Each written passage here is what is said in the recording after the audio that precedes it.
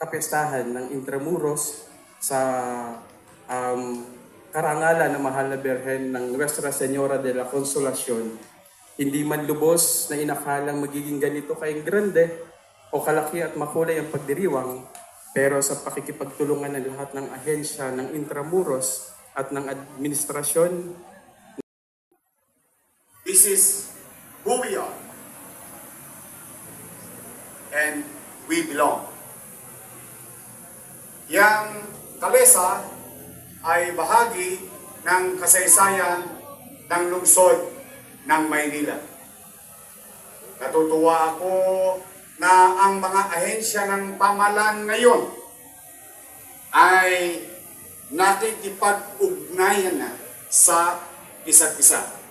National government through DOT, IA, Intramuros Administration, ang pamahalang lungsod, at mga institusyon katulad ng ating mga simbahan, pribadong sektor na siyang nakikibahagi sa mga programa ng ating minamahal.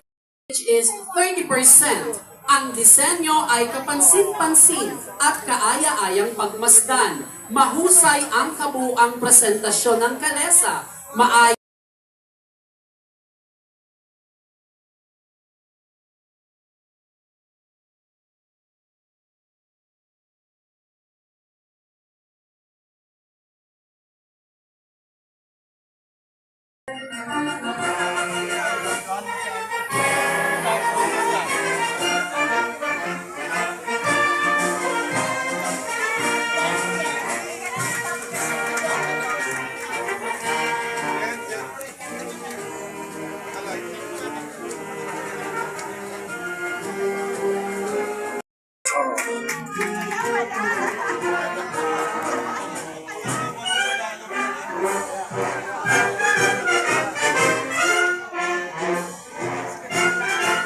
matatagpuan na natin ang Calesa ito sa Plaza San Luis at Fort Santiago.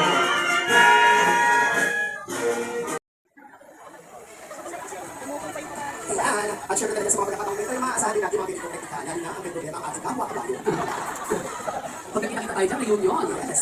Sa mga bihirang pagkakataon. Huli po, pinapakad po natin ang ating pong Calesa number 4, Barbaras Food Incorporated.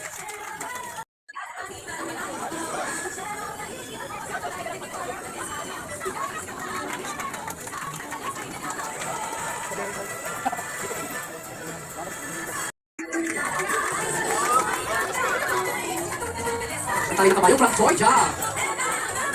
Fresh from the blade. Yung kutsero mahagay ko, hanggang sa biyahe. Thank you, Tarin Tarin. Maraming salamat!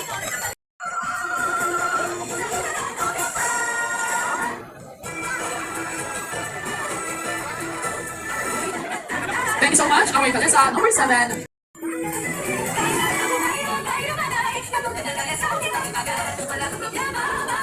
Maraming salamat, our Calesa.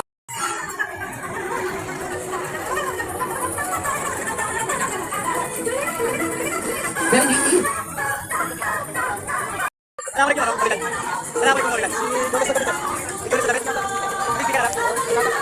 Ang ating mga kutsero, si Kuya o Pangilinan lang. Hindi ka magkaroon nila kami. Pero ang guwapo ng ating kutsero. Maraming salamat po. Ang guwapo ng ating kutsero.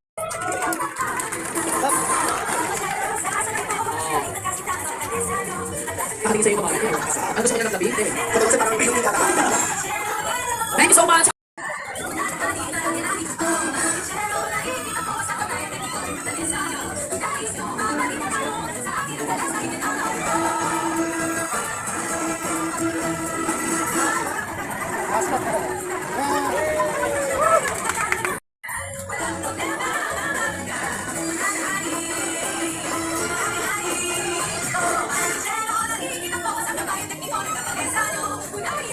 Thank you so much, Calesa number 13 from National Commission for Culture and the Arts.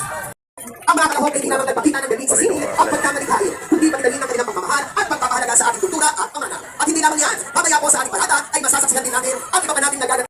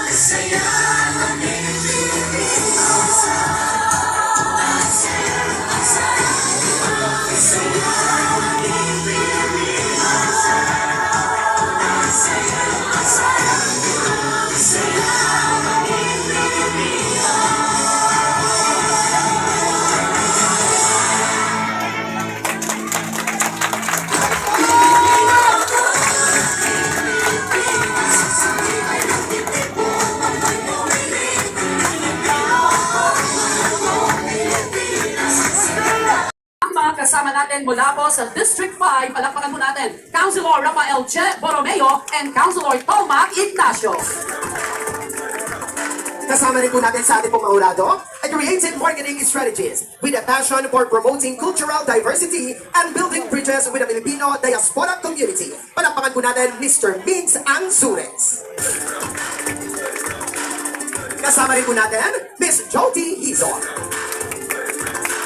And to complete our Board of Judges, Officer in Charge and Regional Director of Department of Tourism, National Capital Region, palakpakan po natin Miss Catherine C. Agustin. At ngayon naman po, atin pong inaanihan ang ating mga panauhin upang ipagkaloob ang gantimpala para sa pinakamaganda at marangyang disenyo ng kalesa. Para po sa pagbabarangan ng ating mga data at tanging magsisipagwagi sa ating kalesa design. Medyo nahihirapan ang ating mga tunado.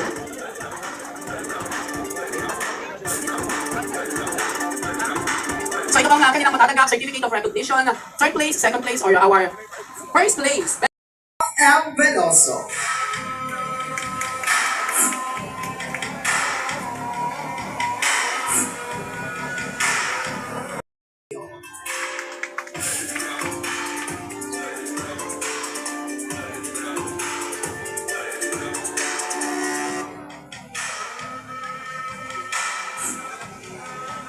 Tawagin din po natin, Honorable.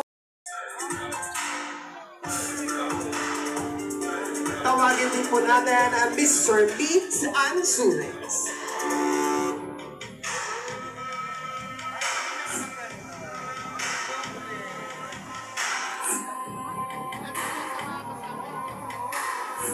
Ngayon din po, palakpakan po natin, Ma'am Jody Hizon.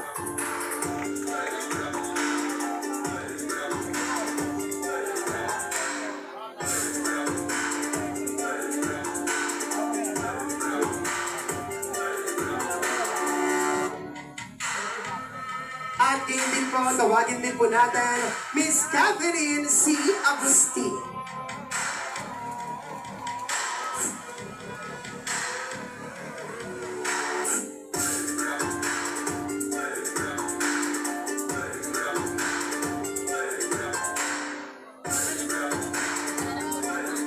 Palakpakan po natin our distinguished Board of Judges.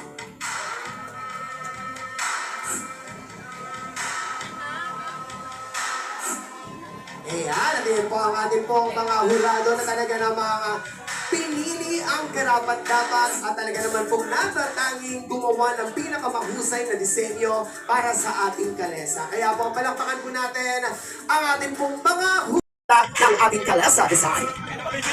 Pagin natin siyempre ang ating OIC, ang ating Regional Director, para sa Photo Awards Delivery.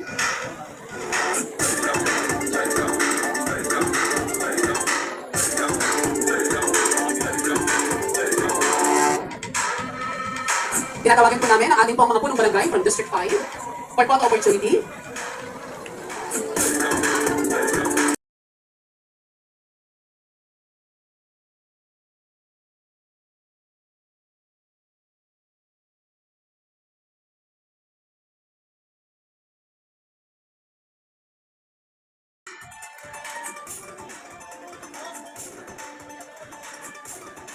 At ito naman ang ating second placer at sila po ay maghuhi ng 20,000 pesos. Sila po ay nakakuha ng 85%. Congratulations, our second placer!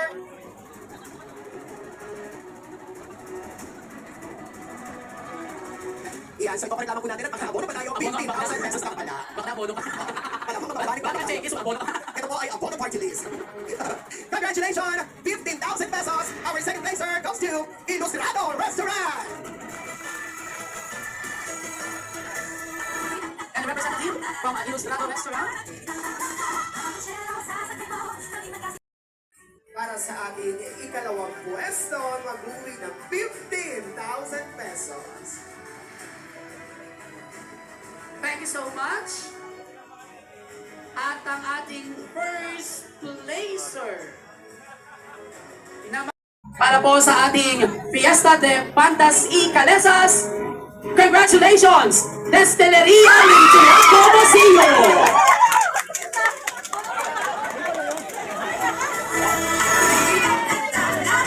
And representative, ma'am, please. Congratulations, ma'am.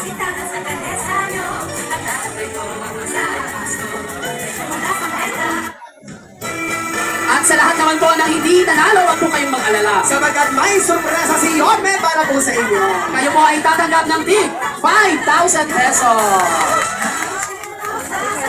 Yan, yung ano naman po mga hindi Wala nagsimula. po uming luhaan. Correct. Tinatawagan po namin ang lahat ng ating mga kutsero. Opo, lahat po ng kutsero. Photo-ops po tayo, kasama po si Mayor.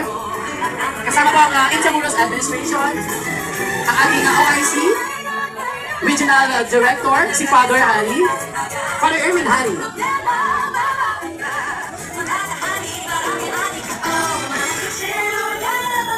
Yan, at habang nagpa-photo ops ang ating mga kutseros, kasama po ang ating mga Intramuros Administration, gayon din po ang ating OIC of Litaw, Ma'am Cristal, and of course Vice Mayor Chi at Yorme Isko Moreno. Maraming salamat din po kay Hamida Paulo, kay Ma'am Jobel Puyoman, ang ating tabulator mula po sa Office of the City Accountant.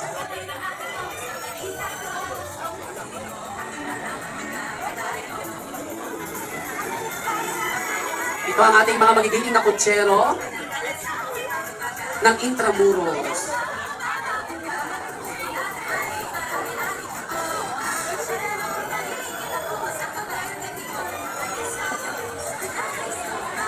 Sustainable livelihood development, creating the greenest products and services on the planet, while generating jobs for some of the people that need them the most. Hence, BAM bikes are crafted from to three P's, namely people, planet, and progress. BAM best! Regards everyone, palakpakan natin ang BAM bike!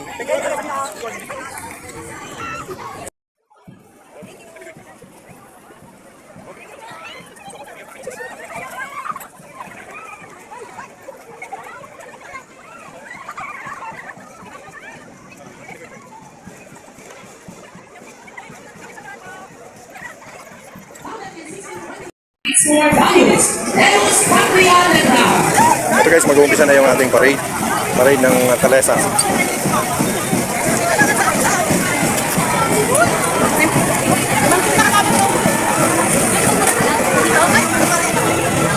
Next is the ICTSI Foundation Incorporated. It's a corporate social responsibility arm of international container terminal. Kaya mag-i-start na guys yung parade. Parade ng mga Kalesa sa BAM bike. Ayan.